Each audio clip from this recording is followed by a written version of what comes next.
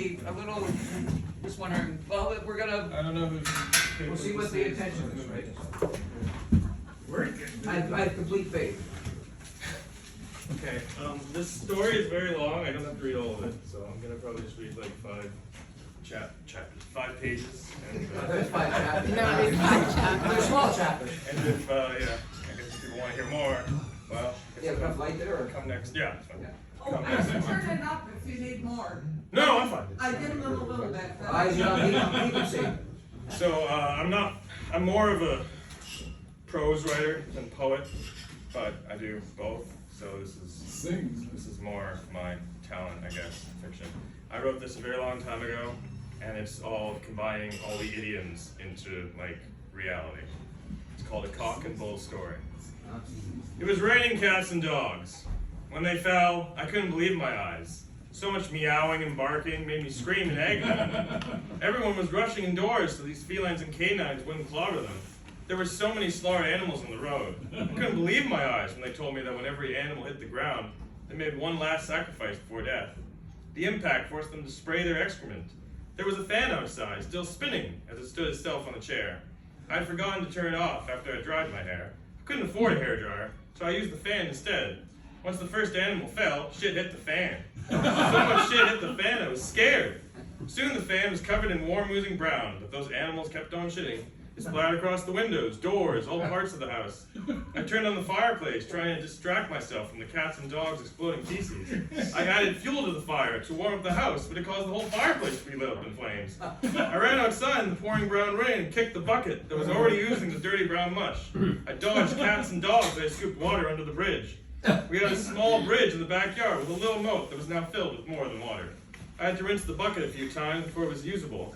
When I arrived back inside, the fireplace was behind walls of flame, and dousing with my bucket of water didn't decrease it by much. Then I heard a crash. My mom's car started heading up the wall of the kitchen. It stopped, and then drove back down to the floor. My mom got out of the driver's seat, crying, "Your behavior just drove me up the wall!" I couldn't believe she already knew. But besides the statement, it was a slap on the wrist. The slap, though, was painful and left a bruise on my hand. She rushed me out of the house as the flames drew out their tongues and began licking the floor close to the couch. I needed a drink. I poured myself a glass of milk as I followed my mom outside. Once outside, the shock of my house enveloped in embers. A fiery manila envelope covered my house. It caused me to drop the glass, and I began to cry. "Don't cry over spilt milk!" I was scolded. A fortune teller told me my house would erupt in flames, and I said, "Yeah, right, when pigs fly!" Suddenly, pigs with wings appeared in the sky. What a strange day I'm having. "Well, at least she's not that high up," I said, trying to comfort my mother. "If it was the Prime Minister who told you, that would have been different." "Yes," agreed my mother. "That would have been straight from the horse's mouth." I can't believe P.M. Ney is actually a horse. I know. I was astonished too. Finally, the firefighters appeared.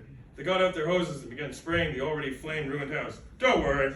We'll kill this flame faster than you can say Bob's your uncle," said one of the worthy firemen over the pressurized hose. "Bob is my uncle." My mom assured that. But the fireman didn't hear her. Soon the house was doused with the firemen's hoses. Our mouths dropped from our faces as we stared at the wreckage that used to be our house. We picked them up and placed them back on our faces before speaking.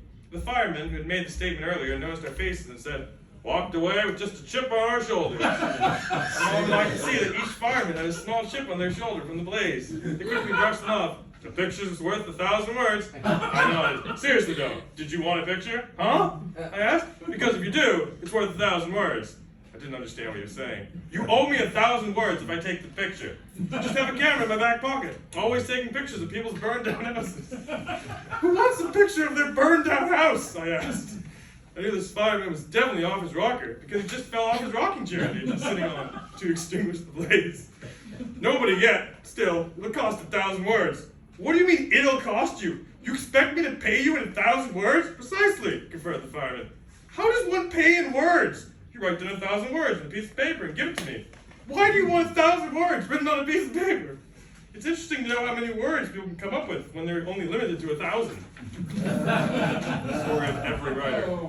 Where would you put these pieces of paper? Hang them on my wall. What if I just repeated the same word 1,000 times? Well, that would just be insulting. Anyway, I'm not planning on writing 1,000 words on a piece of paper. Besides, I can't fit 1,000 words on a piece of paper. Have you seen how big my writing is? I could probably only fit 200. It would also take up so much time to come up with 1,000. And who wants a picture of their burned down house anyway? That's just sad. The fireman shrugged. Just trying to make a business.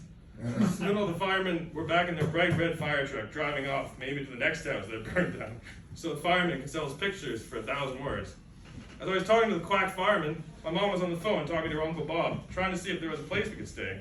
There were a bunch of nods and mm-hms, and soon we were in our car driving to Uncle Bob's house. When we arrived, a chubby, balding Bob greeted us. "Piece of cake getting you guys here," he says. He handed each of us a piece of strawberry cake. We took it gratefully without any question. Before we headed into the house, we saw a small elderly woman wave her cane at us and scream in a foreign language. "That's my neighbor. She's Greek. Everything she says is Greek to me." She stared at the small woman still waving her cane at us. She looked pretty disgusted to me. Keep hearing her say "Pian Yamasu." I think she's saying "fuck," pardon my French. "I'm not offended," said my mother. "I speak a bit of French, and I excuse your French. It's healthy to speak French sometimes." Uncle Bob nodded. The elderly woman was still yelling. "Just wave, she usually leaves," Uncle Bob said. I waved with a pleased smile on my face, as if I appreciated what she was saying, probably calling me "Pian Yamasu," she cried back, glaring at us. Then she walked back into her house. "What did you do to her?" I asked as I entered Uncle B's house. "I was once invited to one of their Greek gatherings and I ate all the lamb. I was really hungry that day." She never forgave me. I nodded. "I guess lamb's really important to Greeks," I said. "Guess so." He poured himself a glass of orange juice from the kitchen. I offered one to my mother and me, and we both declined. "Sorry about your house," he said, as he took a sip. We just nodded as awkward silence followed. "I almost have enough money for the mortgage, too." "I almost had enough money for the mortgage, too," moaned my mother. "We're all in the same boat," said Uncle B, pointing to his motorboat outside. "We were in the same boat," corrected my mother. "I don't have a mortgage to pay anymore." Bob shrugged. "You can still sit in my boat. Thanks." "Does Dad know where we are?" asked my mother. "Probably. He'll soon be here like the drop of a hat," said my mother. My mother took off her black beret and accidentally dropped it on the floor. In that instant, my father appeared at the door. "What happened?" cried my father. "How the hell did the house burn down?"